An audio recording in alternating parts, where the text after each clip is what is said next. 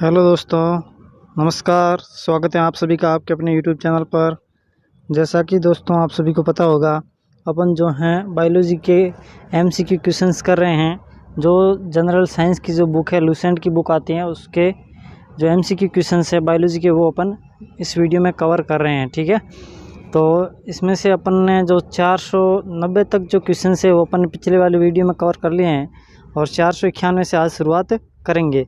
तो शुरुआत करते हैं आज की वीडियो की। आज का जो 491 नंबर क्वेश्चन है वो है, कैल्शियम की आवश्यकता निम्नलिखित में किस निमित्त है। मतलब कैल्शियम की आवश्यकता अपने शरीर को क्यों होती है। ठीक है, मांसपेशियों के कार्य में। ऑप्शन ए में है मांसपेशियों के कार्य में, बी में है खून जमने में, सी में है हड्डियों के विकास में और डी है उपरोक्त सभी। तो अपने मांसपेशियों के कार्य करने के लिए भी जो है कैल्शियम की आवश्यकता होती है, खून के जमने में भी और हड्डियों के विकास के लिए। तो इसका जो सही उत्तर हो जाएगा वो क्या हो जाएगा, ऑप्शन डी जो है इसका बिल्कुल राइट उत्तर हो जाएगा।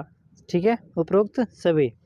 अगला क्वेश्चन है, निम्नलिखित में से कौन सा एक कैल्शियम का समृद्ध स्रोत नहीं है। इन चारों में से जो कैल्शियम का एक अच्छा स्रोत नहीं है कौन सा है। ऑप्शन ए है पनीर, बी है कोलाड ग्रीन्स, सी है अंजीर और डी है गाजर। ठीक है, इसमें ऑप्शन ए है पनीर, बी है कोलाड ग्रीन्स, सी है अंजीर और डी है गाजर। तो इसका सही उत्तर जो क्या हो जाएगा, डी जो है गाजर जो है वो कैल्शियम का स्रोत नहीं मानी जाती। ठीक है, अगला क्वेश्चन है, निम्न में से कौन सा जिंक का उच्चतम स्रोत है। आपको बस बताना है कि जिंक का अच्छा स्रोत कौन सा है। तो देखो, अष्टभुज है ऑप्शन ए में, बी में है बैंगन, सी में मूली और डी में है दूध। तो जो जिंक का अच्छा स्रोत माना जाता है वो माना जाता है अष्टभुज को। ठीक है, अगला क्वेश्चन है, मनुष्य के उपयोग के लिए कार्बनिक भोजन को बेहतर क्यों माना जाता है। मनुष्य के उपयोग के लिए जो कार्बनिक युक्त भोजन होता है उसे अच्छा क्यों माना जाता है। ठीक है, तो इसका ऑप्शन ए है, इसे खरीदना बहुत महंगा होता है, इसे रसायनों एवं सिंथेटिक कीटनाशकों का प्रयोग किए बिना उगाया जाता है, इसे कांच के हाउस और वायुरुद्ध परिवेश में उगाया जाता है, ये रसायन और उर्वरकों पर निर्भर करता है। तो इसका सही उत्तर जो क्या हो जाएगा, इसे रसायनों एवं सिंथेटिक कीटनाशकों का प्रयोग किए बिना उगाया जाता है। ठीक है, तो कार्बनिक भोजन जो होता है उसे बिना किसी कीटनाशक के प्रयोग के उगाया जाता है, इसलिए मनुष्य के लिए जो कार्बनिक भोजन है वो बहुत उपयोगी होता है। तो इसका सही उत्तर जो है वो हो जाएगा बी। ओके फ्रेंड्स, अगला क्वेश्चन है, भोजन से प्राप्त ऊर्जा को कैसे मापा जाता है। अगला क्वेश्चन क्या है आपका, भोजन से प्राप्त ऊर्जा को कैसे मापा जाता है या किस में मापा जाता है। ऑप्शन ए है कैलोरी, बी है केल्विन, सी है जूल और डी है एम्पियर।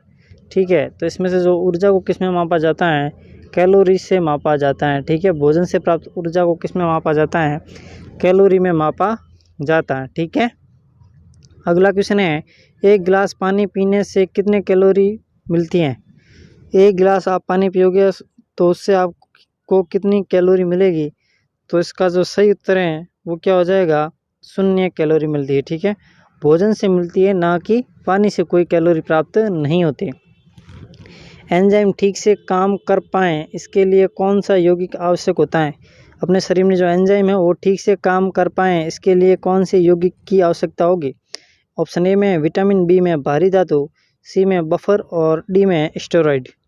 तो इसका सही उत्तर क्या हो जाएगा, जो विटामिन है वो अपने शरीर में जो एंजाइम पाए जाते हैं उनको अच्छी तरह से काम करने, मतलब उनको अच्छी तरह से काम कराने में सहायता करता है। ठीक है, और अगर आपको ये वीडियो पसंद आ रही है और अगर आपको क्वेश्चन पसंद आ रहे हो तो वीडियो को लाइक करें और चैनल को सब्सक्राइब करना बिल्कुल ना भूलें। ओके फ्रेंड्स, अगला क्वेश्चन है, विक्रमूलता होते हैं। विक्रमूलता क्या है, वसा है, शर्करा है, प्रोटीन है या विटामिन है। तो इन चारों में से विक्रमूलता क्या है, जो है प्रोटीन है एक प्रकार की। ठीक है, क्या है, प्रोटीन है, सी इसका उत्तर सही हो जाएगा। भोजन के संबंध में इनमें से कौन सा कथन गलत है। भोजन के संबंध में इनमें से कौन सा कथन जो है गलत है। ऑप्शन ए है, ये रासायनिक प्रतिक्रियाओं से होकर गुजरता है, बी है ये एक कार्बनिक पदार्थ है, सी है ये ऊर्जा प्रदान करता है डी हैं ये एक अकार्बनिक पदार्थ हैं। तो इसका सही उत्तर क्या हो जाएगा? डी। आपको गलत बताना है, ठीक है, गलत कथन है वो बताना है। तो इसका सही उत्तर क्या हो जाएगा? डी, ठीक है। ये एक अकार्बनिक पदार्थ है, ये बात गलत है। ओके, अगला क्वेश्चन, प्रक्रिया के द्वारा आहार नली में किस तरह भोजन जाता है? प्रक्रिया के द्वारा आहार नली में किस तरह भोजन जाता है? ऑप्शन ए है अंतर्ग्रहण, बी है निष्कासन, सी है आत्मसात्करण और डी है पाचन। ये सभी क्रियाएं हैं किस प्रक्रिया द्वारा जो है आहार नाल में भोजन जाता है? तो इसका सही उत्तर हो जाएगा अंतःग्रहण द्वारा, ठीक है। आहार नाल में भोजन किस प्रक्रिया द्वारा जाता है? अंतःग्रहण द्वारा जाता है, ठीक है। अगला क्वेश्चन क्या है? भोजन नली की दीवारों में संकुचन और प्रसरण को गति कहा जाता है। कौन सी गति कहा जाता है? भोजन की दीवारों में जो गति होती है उनमें संकुचन और प्रसरण मतलब चकूड़ना और जो खुलना होता है उस गति को कौन सी गति कहा जाता है? ऑप्शन ए है कर्मांगुंचन, बी है जहरी संबंधित, सी है अनुस्थलीन और डी है दोलनी गति, ठीक है। तो इसमें ऑप्शन सही कौन सा हो जाएगा? कर्मांगुंचन जो गति है वो अपने जो भोजन के आहार नाल की जो नली है उसमें होती है, ठीक है। अगला क्वेश्चन है, भोजन नली की ये सेम ही क्वेश्चन है। तो इसका सही उत्तर मैंने अभी आपको बताया, जो कर्मांगुंचन है वो इसका सही उत्तर है, ठीक है। खाली जगह में लिख देना कर्मांगुंचन, ठीक है। कर्मांगुंचन गति होती है भोजन नाल की आहार की जो नली होती है उसमें, भोजन नली में, ठीक है। अगला क्वेश्चन है, भोजन प्राय किस में पचता है? बहुत ही इंपॉर्टेंट और बहुत ही ईजी क्वेश्चन है, ठीक है। भोजन किस में पचता है? कोई भी बच्चा बता सकता है कि भोजन किस में पचता है। तो आप सभी को पता होगा जो भोजन है यकृत में पचता है कि पेट में पचता है कि छोटी आंत में या बड़ी आंत में? इन चारों में से कौन सा ऑप्शन सही हो जाएगा? तो भोजन जो है उसका ज़्यादातर भोजन का पाचन कहाँ होता है? वो आपके शरीर में छोटी आंत होती है ना, उसमें भोजन का ज़्यादातर पाचन हो जाता है, ठीक है।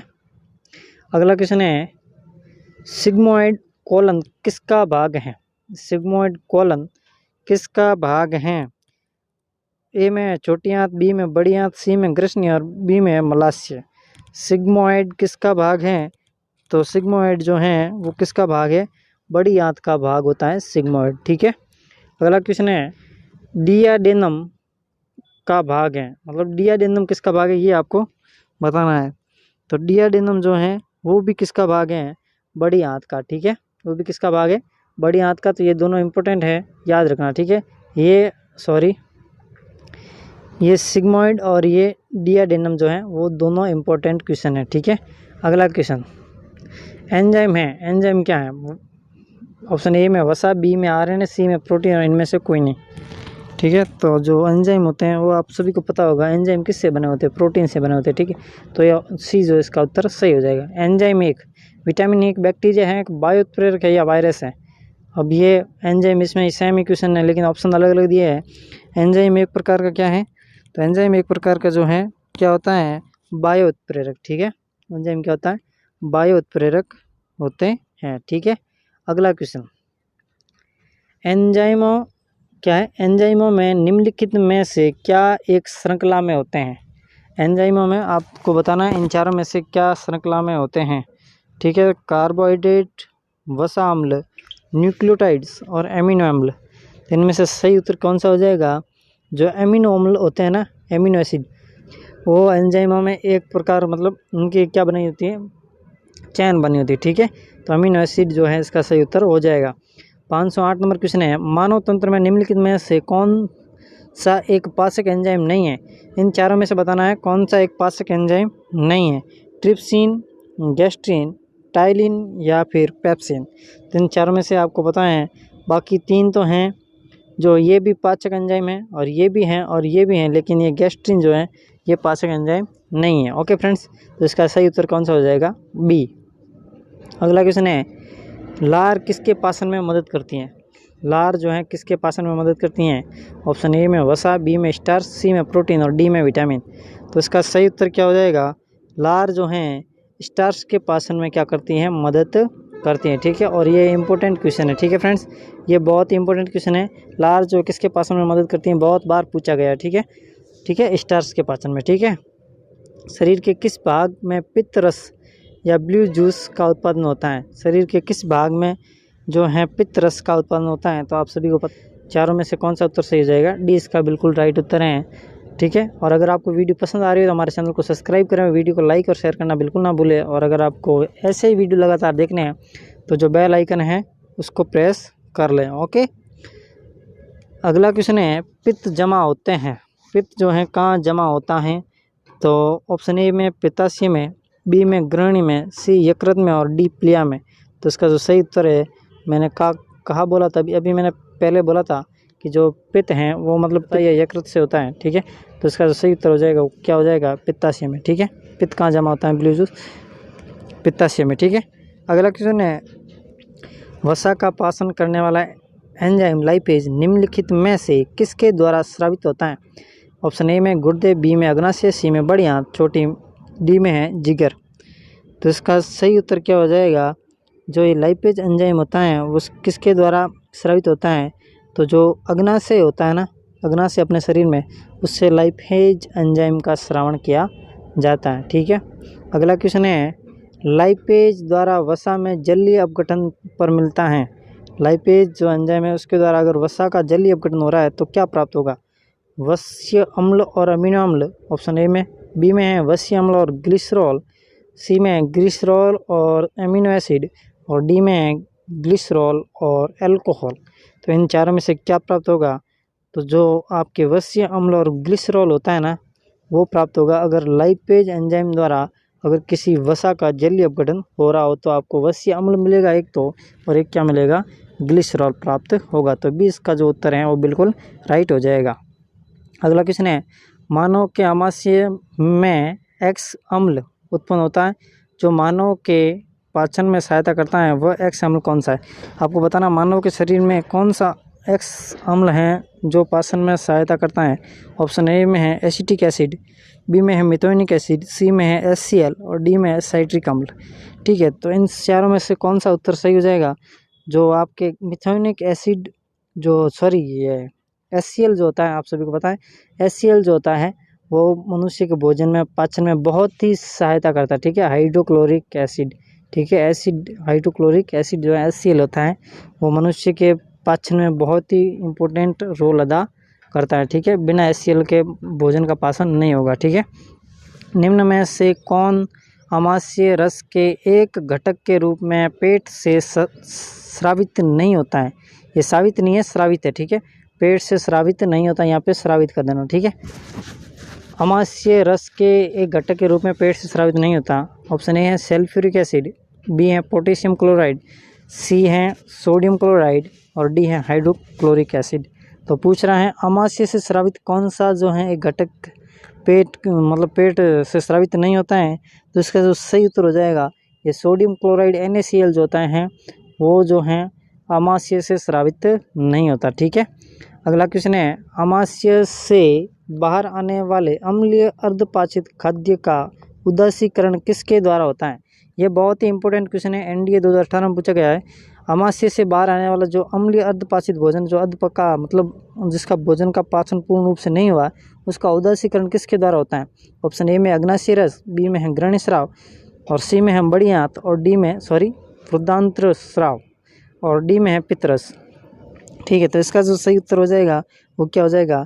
पित्तरस द्वारा। ठीक है, अर्धपाचित भोजन का जो है उदासीकरण किया जाता है। अर्धपाचित भोजन को उदासीकरण कौन करता है? जो पित्तरस होता है ना, जिसका मतलब पित्त यकृत से निकलता है वो करता है इसका। ठीक है, उदासीकरण। ठीक है, अगला क्वेश्चन क्या है? अगला क्वेश्चन है आपका, निम्नलिखित में से कौन सा कार्बोहाइड्रेट के पाचन का प्रमुख अंत उत्पाद है? कार्बोहाइड्रेट के पाचन का अंतिम उत्पाद क्या है? वसा है, लिपिड्स हैं, ग्लूकोज है या सेलुलोज है? तो अपने शरीर में अपन कार्बोहाइड्रेट लेते हैं, उसका अंतिम उत्पाद क्या है आपको ये बताना है। ठीक है, तो आपका अंतिम उत्पाद क्या हो जाएगा? भोजन से अपने क्या मिलती है? एनर्जी मिलती है, ग्लूकोज प्राप्त होता है। ठीक है, 518 नंबर क्वेश्चन है, भूख लगने पर कोई व्यक्ति सर्वप्रथम उपयोग करता है अपनी। ऑप्शन ए में है ग्लाइकोजन, बी में वसा और सी में रुधिर प्रोटीन और डी में पेशी प्रोटीन। सबसे पहले भूख लगने पर व्यक्ति किसका प्रयोग करेगा? तो जो ग्लाइकोजन होता है, अपने शरीर में जो ग्लूकोज होता है, मतलब जो ऊर्जा होती है वो ग्लाइकोजन के रूप में संचित रहते हैं, तो उसका प्रयोग करेगा। ठीक है, अगला क्वेश्चन है, कौन सा एंजाइम पेट के अंदर प्रोटीन के पाचन में शामिल होता है? कौन सा एंजाइम है जो पेट के अंदर अपने प्रोटीन का पाचन करता है उसमें शामिल होता है? लाइपेज है, सेलुलोज है, लाइसोजाइम या पेप्सिन। तो इन चारों में से कौन सा ऑप्शन सही हो जाएगा?